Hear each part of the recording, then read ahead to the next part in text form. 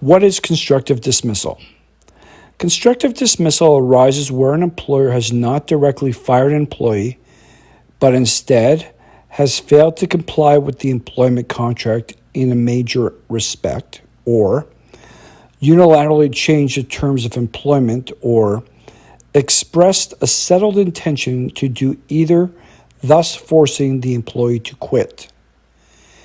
This noncompliance or change to the employment arrangement must be significant and affect the core of the employment contract to constitute constructive dismissal, as opposed to some minor change or alteration. Certain examples of an employer's unilateral actions constituting constructive dismissal can include changing an employee's powers or responsibilities, loss of status or prestige,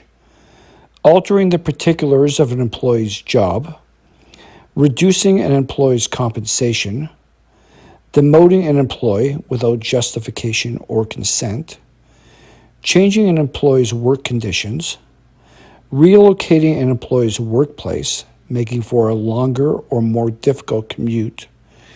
changing an employee's shifts or hours of work,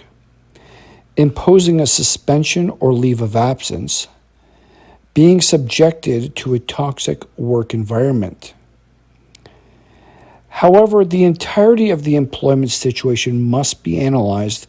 and assessed against the prevailing law of the employment jurisdiction to determine whether or not the legal criteria for constructive dismissal have been created by the employer and the responsive action that must be taken by the impacted employee. It is not sufficient that the legal elements of constructive dismissal exist, as it is also necessary that the impacted employee take appropriate responsive action so as to claim constructive dismissal, and such action must be taken within a reasonable period of time, failing which the impacted employee might effectively concede to their employer's unilateral and substantial alteration of a fundamental term or condition of their employment, and thereby be legally deemed to have accepted the change to their employment arrangement. It should also be noted that there have been cases where courts have held that there has been a constructive dismissal even though the impacted employee remained in the continued employment of the employer, including where the employee had continued to work under the new conditions in order to mitigate damages and either protested against these new conditions explicitly or by making it clear that the impacted employee still reserved their right to take legal action. In those particular cases, the employee was said to have not condoned or accepted the change in work conditions, with the employee having either formally commenced legal proceedings in respect of the change while remaining continued employment of the employer, or while not having formally initiated court proceedings, had been attempting to negotiate the matter while remaining at work. Nevertheless, it is important to remember that every scenario is fact-specific,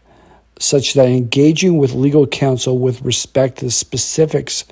of one's own particular situation is absolutely essential. Whether or not one can substantiate a legal claim for constructive dismissal is based on an objective view of the employer's conduct. It is not merely based on how the employee personally perceives their own individual situation. It is the employer's failure to meet its contractual obligations that distinguishes a constructive dismissal from an ordinary resignation. The seriousness of the employer's failure, as well as the amount of deliberation apparent in the employer's actions, are important factors in the legal analysis of constructive dismissal. This is but an introduction to the conceptual and legal basis upon which constructive dismissal is premised in the Canadian judicial system, representing the legal approach that must be taken should an employee seek to pursue an action of constructive dismissal against their employer. If you believe that you have been subjected to a unilateral change in your employment arrangement, or are otherwise concerned about the particulars of your employment situation, contact our law firm for an initial consultation. Thank you.